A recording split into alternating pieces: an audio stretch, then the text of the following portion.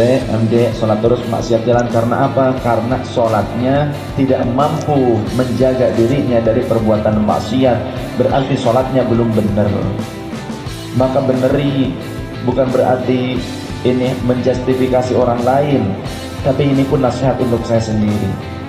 Jadi ini motivasi untuk kita bersama. Yuk kita benahi. Eyang Rende Sayyid Ahmad Zakaria Ba'alawi, beliau ketika karomahnya muncul, ketika disaksikan oleh murid-muridnya, maka murid-muridnya ditaklik, disumpah, jangan kalian berbicara menceritakan karomahku ini atau keanehan ini atau kejadian ini. Bukan karomah, beliau nyebutnya keanehan ataupun kejadian ini selama aku masih hidup. Kalau sekarang mah diupload di Facebook. Oh ada ini upload di Facebook. Oh ada ini ada diupload di Facebook. Tujuannya apa? Dunia. Apa tujuan dunia?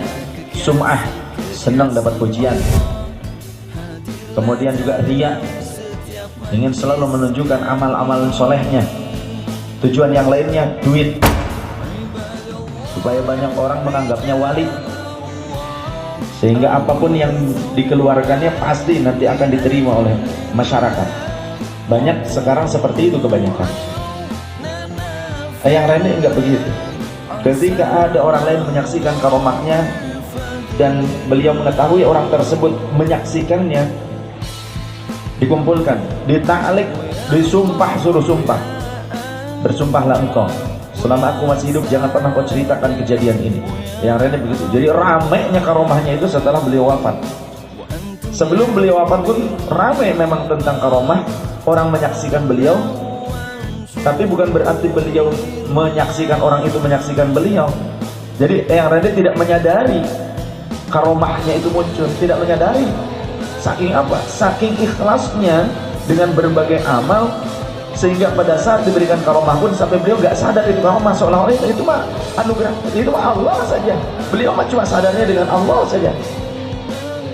Ya.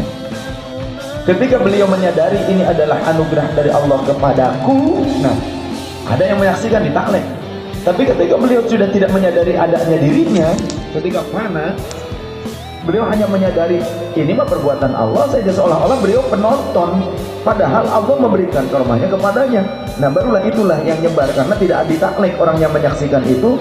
Orang yang menyaksikan mungkin tidak ditaklek pada saat itu karena karena Sayyid Ahmad Zakaria sedang fana, beliau tidak merasakan adanya dirinya yang melakukan itu, tapi seolah-olah dia menyaksikan perbuatan Allah Ta'ala.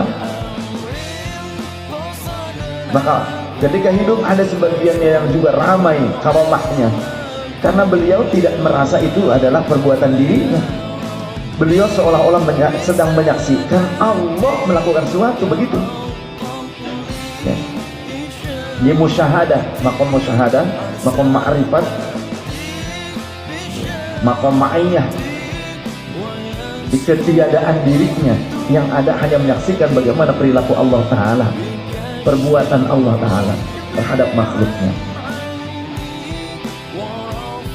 Nah, ketika muncul seperti itu, sempat berkali-kali murid-muridnya nanya,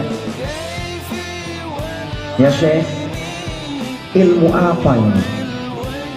Contoh, ketika dalam perjalanan yang Rene bersama murid-muridnya dijegat oleh perampok tengah jalan di hutan.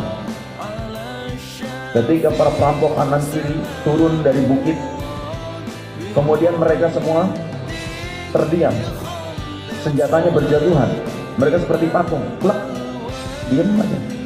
Yang Rene bersama murid-muridnya berjalan saja. Sudah jauh begitu, mereka baru pada sadar.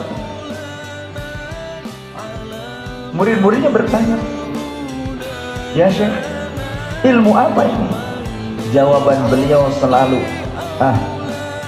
sholat weh lah beneran, benahi aja sholatmu. Itu jawabannya selalu. Jadi ternyata kuncinya apapun sholat. Jadi kalau bertanya kenapa kita sholat kok sholat tapi kehidupan masih begini, maksiat iya, kemudian juga berbuat zalim iya, kemudian juga masih punya banyak masalah iya, karena sholatmu belum menjadikan ruhmu mi'raj kepada Allah. Karena di dalam satu hadis kata Rasul, as-salatu mi'rajul mu'minin. Salat adalah mi'rajnya orang yang beriman. Jadi kalau kita belum mi'raj ruhnya pada saat salat, maka jangan menyalahkan salatnya, salahkan diri sendiri. Segitu masih salat aja kok begitu, apalagi ninggalin salat. Jadi kalau ada orang yang ninggalin salat tapi ngaku-ngaku jadi wali, ngaku-ngaku punya karomah, ngaku-ngaku bisa memberikan berkah, itu mah istidraj, sungkunan dari Allah, penipuan dari setan. Yubarikus syaitan, kata Rasul, setanlah yang akan memberkahinya, bukan Allah. Kalau setan memberkahi, setan meridhoi, maka temannya setan.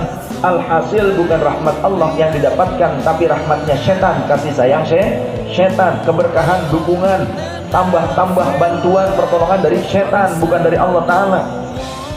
Jadi setan pun memberikan berkah, tapi berkah ala setan. Jadi orang gak sholat, gak puasa Ramadan, tapi ngaku-ngaku jadi wali, ngajarin gak usah sholat, gak usah puasa, tapi ingin diluk-lukkan jadi walinya Allah, wali setan itu namanya. Ya, tegas saya mah. Orang ngajarin gak sholat, ngajarin gak puasa, walaupun ngaku-ngaku bertorikoh, ngaku-ngaku bertasawuf, itu mah wali setan, bukan waliullah.